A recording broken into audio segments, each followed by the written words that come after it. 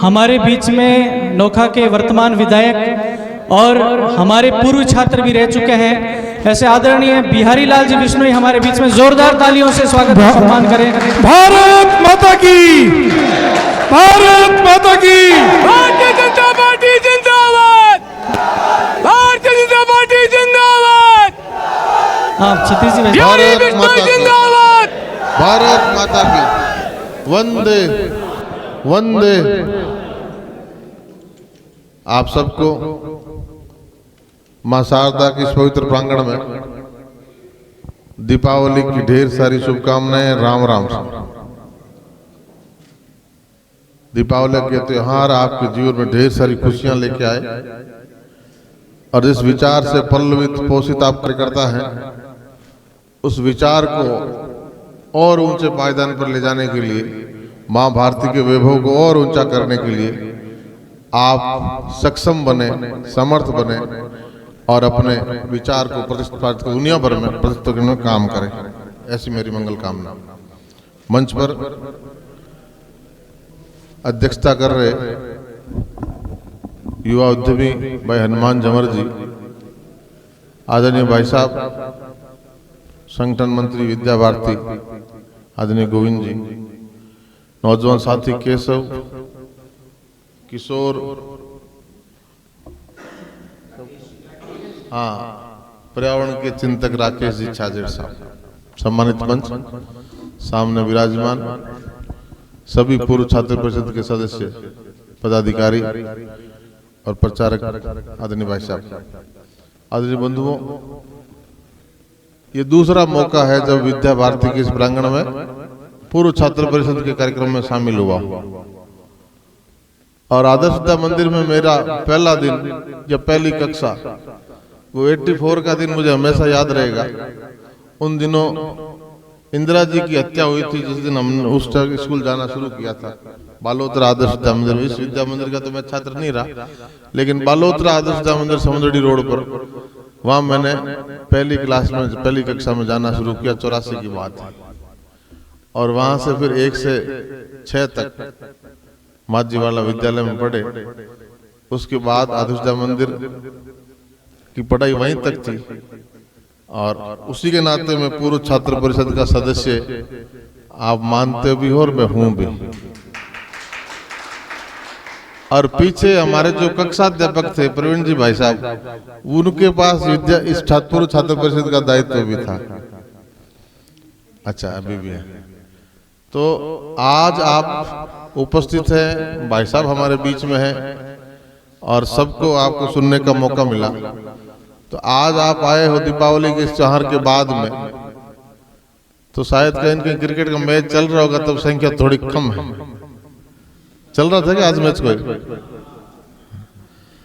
तो अब मैच तो दूसरा चल रहा है, उसकी चिंता करनी पड़ेगी। और इस मैच की चिंता आप नहीं करेंगे तो कौन करेगा?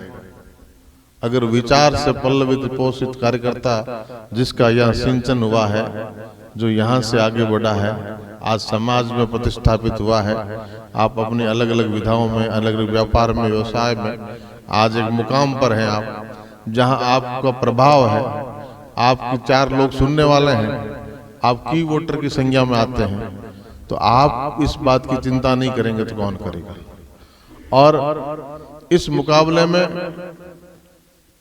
5 वर्ष पहले इस कार्यकर्ता को जो आपने जिम्मेदारी दी, सरकार भले ही राजस्थान में हमारी ना बनी हो, थोड़े से अंतर से कांग्रेस के लोगों ने किसान और नौजवान के साथ कुछ छलावा किया, थोड़े अंतर से सरकार बनाने से हम चूक गए, लेकिन आपने ताकत लगाई तो हम आपके आशीर्वाद से नोखा का प्रतिनिधित्व करने का दायित्व हमें मिला।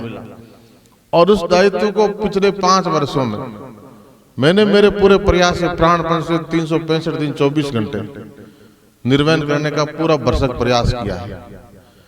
और इसलिए किया है कि कहीं मेरा मतदाता, नोखा के किसी भी मतदाता को जिसने मुझे वोट किया है, या जो ये विचार की ताकत के लोग बैठे हैं, इनको, आपको और बहुत से हमारे विचार के समर्थक लोगों को ये कहीं भी उलाना ना सुनना पड़े कि आपके प्रतिनिधि ने हमारी बात नहीं रखी, आपके प्रतिनिधि ने हमारी चिंता नहीं की, आपके प्रतिनिधि ने जिस बात के लिए उसको दायित्व दिया था उस दायित्व को निर्वहन करने में कहीं कोताही की। इसलिए पूरे 5 बरस 365 दिन 24 घंटे इसी काम में हम लगे रहे, चाहे वो किसान से जुड़ा मसला हो, चाहे व्यापारी से जुड़ा मसला हो, चाहे नौजवान और बेरोजगार से जुड़ा मसला हो, चाहे मातृशक्ति के मान और सम्मान से जुड़ा मसला हो, चाहे दलितों पे हुए अत्याचार से जुड़ा मसला हो, कानून व्यवस्था की बात को लेकर कोई बात हो, तो हर बात पे राजस्थान की सबसे बड़ी पंचायत जो 200 लोग बैठकर 8 करोड़ लोगों का प्रतिनिधित्व करती है, उसमें नोखा की आवाज को और ऊंचाई दी है और बुलंदी दी है। और आप चौपाल पे बैठे किसी से बात करें, सामने कोई आपकी बात करे, तो आप बड़ी ताकत से और बड़े हौसले से कह सकते हैं कि इससे पहले हमने 14 विधायक बना के राजस्थान की विधानसभा में भेजे और हमारे 15वें विधायक ने, जो हमारे विचार का कार्यकर्ता था, उस कार्यकर्ता ने जो काम राजस्थान के सबसे बड़े सदन में और जनता के हित के लिए उस प्लेटफॉर्म का सदुपयोग किया है, और सदन ही नहीं सड़क पर भी संघर्ष करना पड़ा, चाहे किसान के लिए बिजली के संकट में हो, चाहे कोरोना काल में मानवता पाए संकट के दौरान हो, चाहे मानव पशु पर, गोधन पे, गोवंश पे, गाय माता पे जो लंपी का संकट आया उसमें, और चाहे किसान पे टिड्डी का संकट आया उसमें, हर बात पे राजस्थान में किसी ने नेतृत्व करने का काम किया तो आपके कार्यकर्ता, आपके विधायक ने किया। आप सीना ठोक के हर चौपाल पे कह सकते हैं। इसलिए इन बातों को लेकर हमें चौपाल पे जाना है, हमें विचार की ताकत को प्रतिपादित करना है। आज का ये चुनाव सेमीफाइनल लड़ रहे हैं, तो क्रिकेट के सेमीफाइनल से ये सेमीफाइनल बहुत महत्वपूर्ण है। ये सेमीफाइनल हम जीतेंगे और राजस्थान की राजधानी जयपुर में हमारी सरकार होगी, तो 2024 का जब फाइनल होगा तो तीसरी दफा नरेंद्र भाई मोदी को दिल्ली के सत्ता पे बिठा पाएंगे। उसका चिंतन करना है। और 14 के बाद आज राजनीतिक परिदृश्य 2 भागों में बंट गया है, 14 से पहले और 14 के बाद। देश 47 में आजाद हुआ, उसके बाद से लेकर 14 तक जो सरकारें चली वो एक अलग एरा था, और उसके बाद 14 के बाद आज 10 साल से जो सरकार चल रही है एक अलग एरा है, अलग युग है। बीच में वाजपेयी जी हमारे विचार के कवि हृदय सत्ता में आए, और आज भी वाजपेयी जी को गांव के चौपाल में याद किया जाता है, किसान याद करता है कि प्रधानमंत्री ग्राम सड़क योजना। आप गांव में जाते हैं, बहुत से लोग गांव में रहने वाले भी हैं।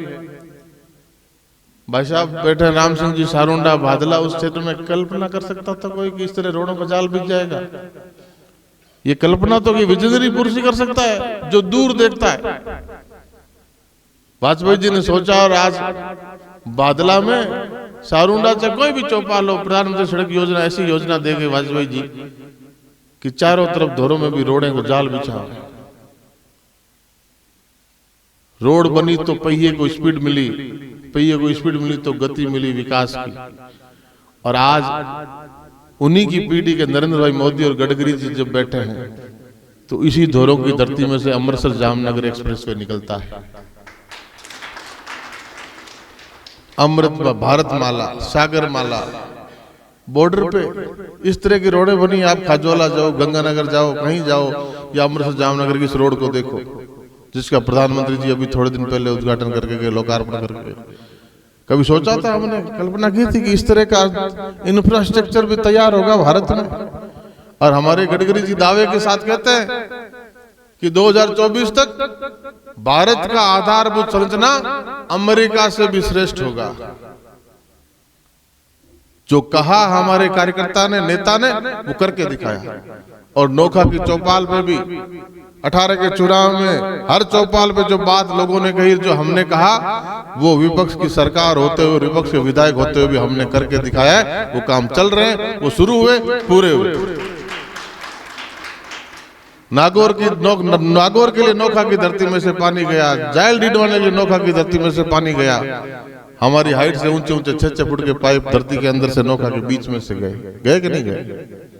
नोखा फिर भी प्यासा रहा। क्या विधायक नहीं थे या सरकारें नहीं थी? चौपाल पे दावा किया कि 5 वर्ष बाद आपके बीच में चुनाव में वोट मांगने आएंगे, तो नहर के पानी का काम शुरू करवा के आएंगे। और 750 करोड़ की परियोजना, 70 वर्षों की मांग, कई पीढ़ियां नहर के पानी का इंतजार करती करती चली गई और आज नोखा की हर गांव, हर चौपाल, एक एक ढाणी तक नहर के पानी की परियोजना का पाइप बिछ रहा है। और आज 1, 2, 4, 5 वर्ष के लिए नहीं, आने वाले 2055 तक, आने वाले 32 सालों तक पानी की चिंता ना करनी पड़े, ऐसा काम नोखा में हो रहा है। देश के विजनरी प्रधानमंत्री आए कि घरों में लाइट, दीनदयाल ग्राम ज्योति योजना जैसी योजना लाए, उसका बहुत उपयोग हमने नोखा में किया। आज के बिजली मंत्री पड़ोस के विधायक, तब विपक्ष के विधायक हुआ करते थे, शिकायत करते थे जयपुर में जाके कि अकेले नोखा में आधा पैसा लग रहा है पूरे जिले का, और लगा। जिस बीकानेर जिले में 59,000 कनेक्शन हुए, अकेले नोखा में 20,000 कनेक्शन हुए। फिर भी ढाणियां बच गई। उनकी लड़ाई भी अगर राजस्थान की विधानसभा में किसी ने लड़ी तो आपके विधायक ने लड़ी। गांव से वंचित ढाणियों की सूचियां बना के इस सरकार को दी। इस सरकार ने 3 साल तक उनको नहीं सुना। इस सरकार ने बनते ही एनओसी दे दी भारत सरकार को कि हमारे राजस्थान में कोई ढाणी बिना लाइट नहीं बची है। इसलिए दे दी कि दीनदयाल ग्राम ज्योति योजना से बीजेपी के नेताओं का नाम होता है, बीजेपी का प्रचार होता है। ढाणियां अंधेरे में छूट गई थी, फिर भी दे दी। हमने सोची थी ये 6,000 7,000 ढाणियां हमारे नोखा की बची हुई है, आपने एनओसी दे दी तो पैसा आप दो। लेकिन 3 वर्ष तक इस सरकार ने कोई पैसा नहीं दिया। वापस से भारत की सरकार से बात की तो उन्होंने नोखा में 5 रोड़ा 2 गांवों के सर्वे के आधार पर पूरे राजस्थान को 1034 करोड़ रुपए दिए। 8 महीने का समय दिया, लेकिन ये सरकार पैसा खर्च नहीं कर पाई। पैसा लैप्स हो गया। उसके बावजूद फिर 23 के बजट में केंद्र की सरकार ने 1000 करोड़ रुपया दिया। हमारे नोखा के हिस्से में 41 करोड़ रुपया आया और 6000 ढाणियां रोशन होगी, एक भी ढाणी पीछे नहीं छूटेगी। बिजली का काम, सड़क का काम, आप गवाह हो। जीवीआर कंपनी फेल हो गई। बीकानेर से नागौर तक 108 किलोमीटर का हाईवे 62 बनना था और अटक गया। 23% काम हुआ, कंपनी बैंकरप्ट हो गई, दिवालिया हो गई, काम रुक गया। 3-4 साल तक काम रुका हुआ रहा। आपकी ताकत मिली, जिलाधीश का दायित्व मिला विधायक के साथ। लोकसभा का चुनाव प्रत्याशी अर्जुन मेघवाल जी लड़ रहे थे, गडकरी जी आए। हमने कहा हमारी ये बात है कि चुनाव के बाद आना, आपकी मदद करेंगे। और चुनाव के बाद हम गए तो गडकरी जी ने पहली बार पूरे देश में ओटीएस, वन टाइम सेटलमेंट, एक साथ कंपनी का निपटारा कर दो, इसको बैंक फंडिंग करने वाली सारी बैंकों का निपटारा कर दो। 108 करोड़ रुपए दे दिए ताकि कंपनी और बैंकें कोई कोर्ट में जाके हमारा काम फिर से ना अटकाए। 108 करोड़ रुपए देके 345 करोड़ रुपए हमारे को नई रोड के लिए दे दिए। आज 4 फाटकों में नागौर से बीकानेर 4 फ्लाईओवर बन गए। नोखा का बाईपास बन गया, बालाजी का बाईपास बन गया। आप नागौर से चलेंगे, राम सिंह जी बीकानेर जाएंगे विद्या भारती काम से तो आधा घंटा बचा लेंगे। फाटक पे रुकने का काम नहीं।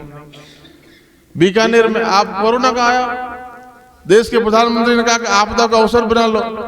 अब कांग्रेसी तो आपदा का अवसर किस तरह बनाते हैं हम जानते हैं कि भारत सरकार ने जो वेंटिलेटर भेजे उनको भी किराए पे चला दिया। आपदा में अवसर इसलिए ऐसे ढूंढते हैं। हमारे यशस्वी प्रधानमंत्री ने कहा कि आपदा का अवसर बनाओ। हमने विधानसभा में सवाल लगाया कि हेल्थ की दृष्टि से बीकानेर जिले का सबसे बड़ा ब्लॉक कौन सा है। हमें पता था मंत्री जवाब देगा, विधानसभा में खड़ा हो गया तो उत्तर आएगा नोखा। लॉटरी में हमारा सवाल आया, मंत्री बोला नोखा। तो क्या सरकार की मंशा है कि नोखा जब सबसे बड़ा ब्लॉक है तो इस आपदा में, कोरोना के संकट में, जब सारी सरकारें हेल्थ स्ट्रक्चर को मजबूत करने में लगी हो, चाहे केंद्र की चाहे प्रदेश की हो, तो जब देश के प्रधानमंत्री कहते हैं आपदा का अवसर बनाओ, मुख्यमंत्री भी कहते हैं आपदा का अवसर बनाओ, हेल्थ स्ट्रक्चर मजबूत करो, जब बीकानेर जिले का सबसे बड़ा ब्लॉक नोखा है तो जिले के बाद, पीबीएम के बाद अगर पहला जिला अस्पताल कहीं ग्रामीण क्षेत्र में होना चाहिए तो नोखा की क्वालिफिकेशन है कि नहीं। मंत्री ने कहना पड़ा कि बिल्कुल नोखा की जायज दावेदारी है। और जब मंत्री ने ये सदन में रिकॉर्ड पे कहा तो हम पीछे पड़े। हमने जिला अस्पताल नोखा के लिए लिया। पीबीएम के बाद पहला जिला अस्पताल ग्रामीण क्षेत्र में है तो नोखा में। सरकार ने बजट अलॉटमेंट में आनाकानी की पक्षपात किया कि हम विपक्ष के विधायकों को कहां से दे पाएंगे, हमारे वाले भी बाकी बैठे हैं। तो दिल्ली डॉक्टर हर्षवर्धन हमारे चिकित्सा मंत्री थे और आप जानते हैं कि राजस्थान में चलने वाली हर हेल्थ की परियोजना का हर काम में 60 से लेकर 70% भागीदारी केंद्र की होती है। जिस राजस्थान में 7 मेडिकल कॉलेज हुआ करते थे, आज जितने जिले हैं उतने मेडिकल कॉलेज हैं। ये क्रांतिकारी परिवर्तन उस विजनरी सोच के साथ आया है जो भारत सरकार 70% फंडिंग करती है। तो डॉक्टर हर्षवर्धन ने यहाँ के चिकित्सा मंत्री को कहा कि जो प्रस्ताव लेके आओ उसमें नोखा का डिस्ट्रिक्ट हॉस्पिटल का प्रस्ताव जरूर लाना। जब केंद्र का मंत्री ने प्रस्ताव मंगाया तो भारत सरकार ने हमें 40 करोड़ रुपए जिला अस्पताल बनाने के लिए दिए, लेकिन जगह नहीं है। यहाँ जिन लोगों के पास नगर पालिकाएं रही, जो लोग नगर पालिकाओं में बैठे हैं, जो अपने आप को विकास पुरुष कहते हैं, उन्होंने 1 इंच जगह भी यहाँ छोड़ी नहीं जिसमें कोई सरकारी काम हो सके, सरकारी भवन या बिल्डिंग बन सके। सारे खूने खचोड़े बेच दिए, निपटा दिया। और अब कोई दानदाता तैयार हुआ तो फिर राज के दोनों लोग लगे कि मैं उधर ले जाऊंगा अस्पताल को, मैं उधर ले जाऊंगा अस्पताल को। ये तो आगे नागौर आ गया थोड़ा, नहीं तो नागौर में ले जाती है। इसलिए इनको उनसे कोई सरोकार नहीं। जो कहते हैं कि हम अस्पताल बनाएंगे, उन्होंने अपने फेसबुक पोस्ट पे लगाया कि जिला अस्पताल स्वीकृत करने के लिए मुख्यमंत्री जी का धन्यवाद। और लगाया कब? 1 बरस बाद। जिस सन में, जिस फाइनेंशियल ईयर में हमने बजट, जिस सन में हमने डीएस स्वीकृत करा लिया, उसके अगला बजट 365 दिन बाद आता है। और उस 365 दिन में जो बजट है उसमें उन्होंने फेसबुक पोस्ट लगाया कि मुख्यमंत्री जी का धन्यवाद जिला अस्पताल स्वीकृत करने के लिए, जबकि वो 365 दिन पहले स्वीकृत हो गया था। ये राज्य के नेताओं की, कैबिनेट मंत्रियों की स्थिति थी। आज कोई जमीन का काम करने वाला जमीन दे रहा है, उनके नाम से जमीन का काम करने वाला पैसा जमा कराने की बात कर रहा है, क्योंकि 15 बीघा देने से अगर 250-300 बीघाओं में कॉलोनी करती है, ये जमीन का व्यापार है। जनता की सुविधा से किसको क्या लेना है? नागौर अस्पताल कहाँ काम आएगा जब हमारा रेफरल हॉस्पिटल पीबीएम होगा? अगर ये अस्पताल बीकानेर रोड पे होता तो हमारा रेफरल हॉस्पिटल पीबीएम होता। बाईपास बन गया, चारों तरफ से सुविधाएं सीधा अस्पताल पे जाने की है। हमने नागौर रोड पे जो फ्लाईओवर है हमारा नवली गेट का, उस पे फ्लाईओवर रेलवे से स्वीकृत करवा लिया। उसकी एनआईटी जारी होने वाली हालत आदेश संहिता हटने के बाद हमारा काम उसका भी शुरू हो जाएगा, वो भी बीकानेर रोड की तरफ उतरेगा। तो इधर से आने वाले लोगों में कोई दुविधा नहीं, लेकिन उल्टी दिशा में अस्पताल बन रहा है। ताकत देना, राजस्थान में राज बन रहा है। नोखा की भागीदारी के लिए शहर में आपको जुटना है, और आप जुटोगे तो जिला अस्पताल नागौर की तरफ नहीं जाएगा, वापस सही जगह आ जाएगा। ये विकास की बात करने वाले लोगों की असलियत आप जानते हैं क्या? इतना भी हम नहीं जानते कि हम जो विकास पुरुष बनने के लिए शहर खोद के और सीवरेज लाइन डाल रहे हैं, उनको पानी का आगे निस्तारण क्या होगा? इतनी भी हमें अकल समझ नहीं है क्या कि उनका एसटीपी नहीं बनाएंगे, एसपीएस नहीं बनाएंगे, ट्रीटमेंट प्लांट नहीं बनाएंगे तो ये पानी सीवरेज की नालियों में तो 1-2 साल में भर जाएगा, फिर वापस बैक प्रेशर से घरों में निकलेगा, चूल्हों में निकलेगा। आगे निस्तारण के बिना आपने बिना विकास पुरुष का तगमा लेने के लिए शहर का सत्यानाश कर दिया। आपको शहर की किस तरह कॉलोनाइजेशन किया है? महाराजा गंगा सिंह जी 20 के चुनाव में हमने जैन चौक में कहा, सिद्धि कुमारी की उपस्थिति में, महाराजा गंगा सिंह जी पोती की उपस्थिति में, कि नगर पालिका में हमारी सत्ता आएगी, हमारी पार्टी आएगी तो हम महाराजा गंगा सिंह जी शेर सुगुन पार्क की मूर्ति लगाएंगे। 50 वर्ष पे नगर पालिका में 74 में, और 74 में से हम में से यहाँ कोई पैदा ही नहीं हुआ था, सारे 74 के बाद के हो। और ये 74 में नगर पालिका में चेयरमैन थे। आज 50 वर्ष हो रहे हैं। 50 वर्ष पहले इनको पता नहीं था कि महाराजा गंगा सिंह जी नौका बसाया है, पता नहीं था। ये तो यही सोच रहे थे कि हमने ही बसाया नौका, गंगा सिंह जी को भूल गए थे। और 50 वर्षों में गंगा सिंह जी ने नौका बसाया, उसकी तो दुनिया में तारीफ होती है। उनके इंजीनियर मैकेंजी की कि आयरन ग्रिड पैटर्न पे नौका बसा है, चौड़ी सड़कें हैं, समकोण हैं, 4 प्लॉट खुले हैं, 90 डिग्री के एंगल पे रोड एक दूसरे को काटती है। लेकिन वो नौका कितना के भाई साहब? उस नौका में तो 20% आबादी नहीं है, 80% आबादी पिछले 50 वर्षों में गांवों से आई है। और वो कहाँ बसे हुए हैं? वो बसे में उगमपुरा में, मोहनपुरा में, कानपुरा में, जोरावरपुरा में। उनकी स्थिति देखो, वहां चौड़ी सड़कें हैं क्या? 90 डिग्री के एंगल पे काटती है क्या? 4 चौक खुले हैं क्या? जोरावरपुरा में 7 बार चला जाओगे तो 8वीं बार घर नहीं मिलेगा, पूछना पड़ेगा 4 जगह। है कि नहीं शहर की स्थितियां? ये किसने बनाई? इन विकास पुरुष ने तो बनाई, या इनको कॉलोनी काटने नहीं आती, कॉलोनाइज करने नहीं आता, धंधा यही करते हैं, तो व्यापार यही है इनका। अपनी कॉलोनियां काटने के लिए तो चौक चौराहे हैं, मंदिर के लिए जगह है, अस्पताल के लिए जगह है, कम्युनिटी सेंटर के लिए जगह है, जिम के लिए जगह है, सारी व्यवस्था है। लेकिन गांव से आने वाले उन लाखों हजारों लोगों को क्या दोष था भाई? उनको आपने 10 फुट की गली नहीं दी, उनको आपने 5 फुट की गली में छोड़ दिया। मोटरसाइकिल है सामने क्रॉस नहीं हो सकती, समकोण तो छोड़िए, क्या उनको दुरुस्त कर सकते हो? उनको चौड़ा कर सकते हो? दम घुट रहा है नोखा का, कौन दोषी इसके लिए? कौन पूछेगा ये बात? आप पूछेंगे। चौपाल पे आएंगे विकास पुरुष तो आप पूछेंगे हमारे नोखा की हालत किसने की। इसलिए सजग हो जाओ, सतर्क हो जाओ और पूछो सवाल। जिस तरह आपके कार्यकर्ता ने राजस्थान की विधानसभा में पूछे, 200 में तीसरा नंबर आता है आपके कार्यकर्ता के सवाल पूछने में। ये तो 16 सवाल हमारे ज्यादा तीखे थे, स्पीकर ने रिजेक्ट कर दिया, नहीं तो 200 में पहला स्थान आता।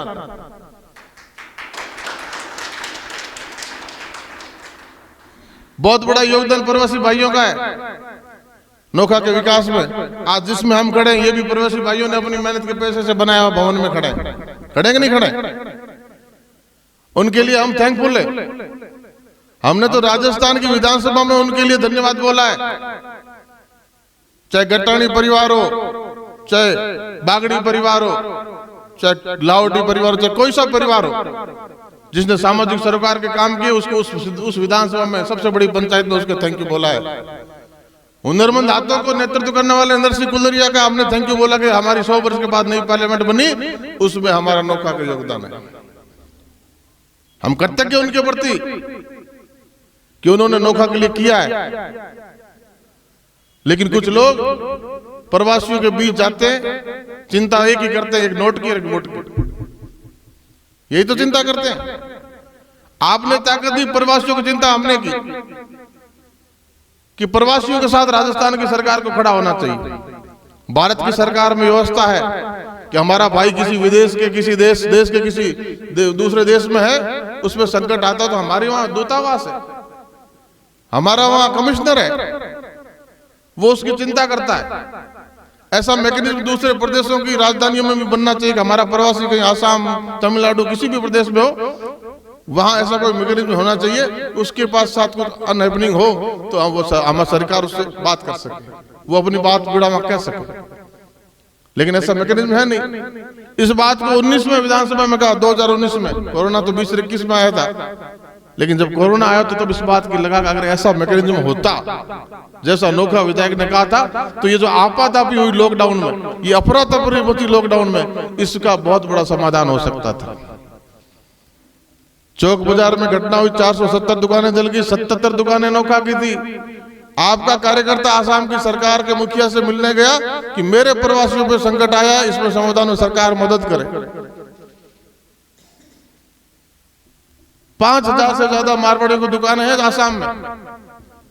जहां ना पहुंचे घोड़ा गाड़ी, वहां पहुंचे मारवाड़ी, पहुंचे कि नहीं पहुंचे? और उन दूर दराज इलाकों में कपड़े का व्यापार है, मेखला चादर, बिहू का मौका आता है, दीपावली जैसा त्योहार है असम का, और अरबों रुपए का स्टॉक उनके पास था। एक सरकार के सर्कुलर से वो डंप हो गया। क्या हैंडलूम का चलेगा, पावरलूम का नहीं चलेगा। अरबों के व्यापार पर संकट आ गया।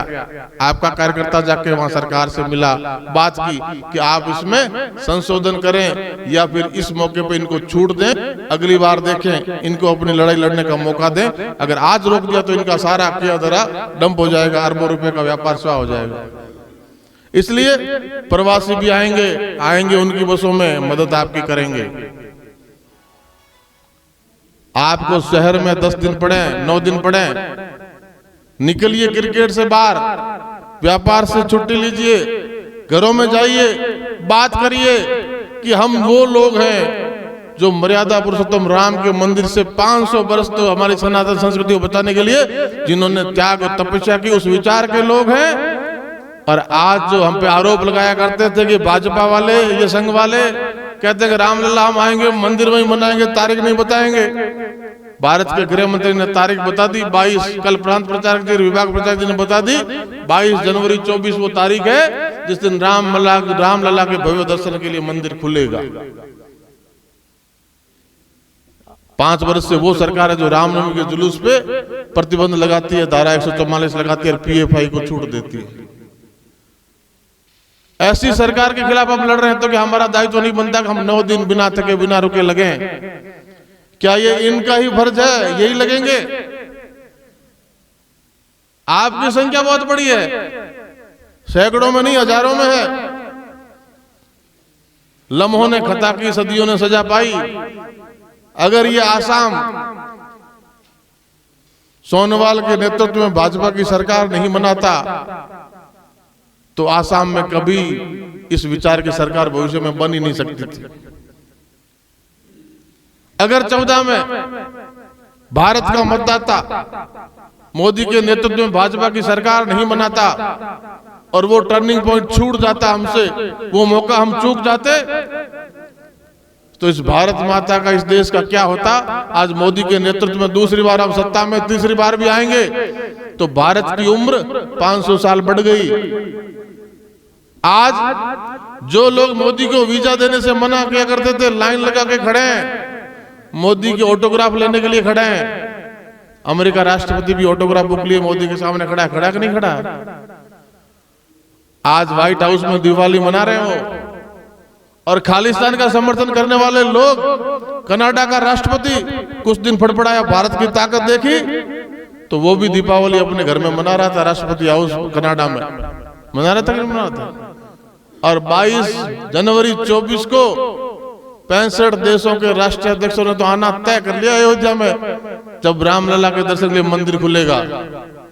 तो ये है गौरव की बात, ये मान की बात, स्वाभिमान की बात, जिसके लिए इतने वर्षों से ये विचार के लोग लड़ रहे हैं। और नोखा की धरती पे आके डोटासरा कहता है कि मैं आरएसएस को बिल में डाल दूंगा। आपका खून नहीं खोलता? तकलीफ नहीं होती? घरों से निकलने का मन नहीं करता? कब निकलोगे भाई? कब चिंता करोगे इन बातों की? इसलिए निकलो घरों से, और जब तक दिन में सारा संपर्क नहीं कर लो, बात नहीं कर लो, उनको अपने साथ खड़ा नहीं कर लो। ये तो आज खुद भी मान रहे हैं कि भारतीय जनता पार्टी नोखा में हमारे बराबर खड़ी है, 50% में खड़ी है। क्यों भाई? तुम तो धोखेबाज रहोगे। तुम तो सुबह चेहरा कुछ है, दोपहर को तुम्हारा चेहरा कुछ है, शाम को तुम्हारा चेहरा कुछ और है। तुम चलते चलते कांग्रेस हो जाते, चलते चलते तुम एनसीपी हो जाते हो, चलते तुम निर्दलीय हो जाते हो, कभी किसके हो जाते हो। बीकानेर में तुम कांग्रेस से चुनाव लड़ते हो, शहर में यहाँ आते हो तो तुम घड़ी से नहीं चुनाव लड़ते हो, और घड़ी से जनता को मूर्ख बना के वापस बीकानेर में जाके वहां सरडम कक्षा में हो जाते हो। इन बेरूपीय लोगों को समझो। ऐसा मत सोचना कि हमारे समाज का है या हमारी जाति का है। हो सकता है आपके समाज का हो, जाति का, लेकिन आपके विचार का नहीं है। आप जिस विचार के लिए लड़ रहे हो उस विचार के उनके मन में कहीं जगह नहीं है। वो 50 वर्षों से उस विचार के पोषक है जो रामनवमी के जुलूस पे प्रतिबंध लगाता है, जो सुप्रीम कोर्ट में हलफनामा देता है कि राम हुए नहीं, काल्पनिक पात्र है, राम सेतु था ही नहीं, अयोध्या मंदिर था ही नहीं, जन्मभूमि थी नहीं। ये उस विचार के लोग हैं। इसलिए चिंता करो भाइयों, और निकलो घरों से बाहर और बदल दो परिदृश्य। आज वो कहते हैं 50% में खड़े, ऐसा परिदृश्य बना दो 10 दिन में उनको खड़े रहने के लिए जगह नहीं मिले, धरातल खत्म हो जाए। बताओ करने का मन में है कि नहीं? बता दो भाई साहब को, यहाँ बैठे हो इच्छा विचार की स्वाध्याय वर्ष से पढ़ के निकले हो तो मन में ज्वार उमंग है कि नहीं है?